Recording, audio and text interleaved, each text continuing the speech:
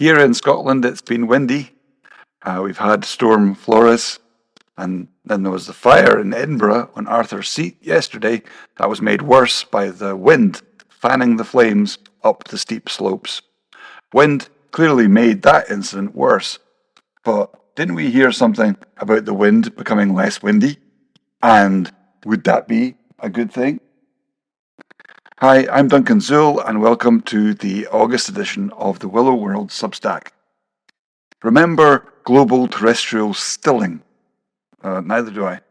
Between 1980 and 2010, researchers reported roughly a 10% decline in near-surface wind speeds over land.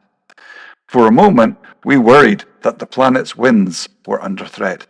Since then, evidence suggests a partial rebound in many regions.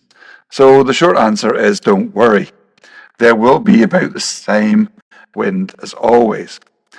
Down in the boundary layer, the thin slice of air we live in, what most of us feel on a breezy day is about bicycle speed, 10 to 15 miles per hour. Higher up, it's windier, more like car speeds, often 20 to 30 miles per hour on average.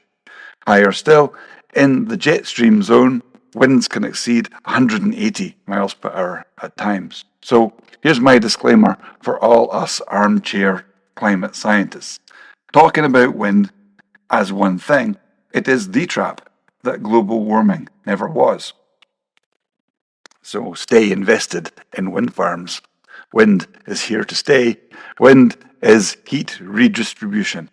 It exists because we have a planet, an atmosphere, and an uneven heating from the sun. If wind stopped, the tropics would bake, the poles would deepen their freeze, and the day-night temperature swings would turn brutal. Thanks to the second law of thermodynamics, pressure and temperature gradients drive motion. So there will always be wind. We should worry about breaking the ecosystem, but we shouldn't worry about breaking the wind. What? Which brings me to Willow Worlds. At 6 months old, they're already acting as a local windbreak, the tallest branches swaying 3 meters overhead.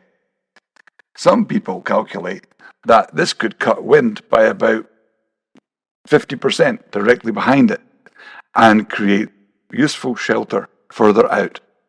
That might mean someone sleeps better, a house rattles less on stormy nights, and energy bills come down a little. Exactly the kind of everyday benefit people mean by ecosystem services.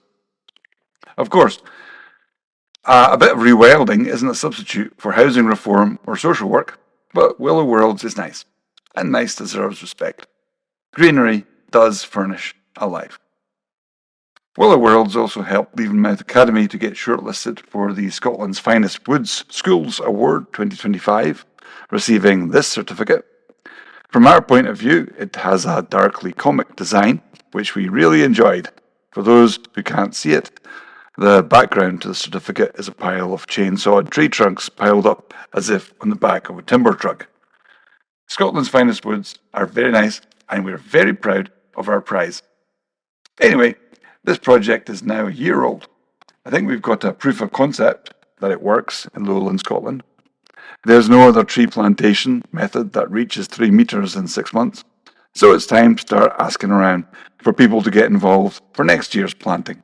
I want to create more willow worlds elsewhere. Indeed, the growing willow rods demand to be cut and planted elsewhere. If anyone out there wants a willow fedge planted this winter, please message me and we'll work something out. Please help this project grow. That's all for now. Thank you for listening to the Willow World Substack.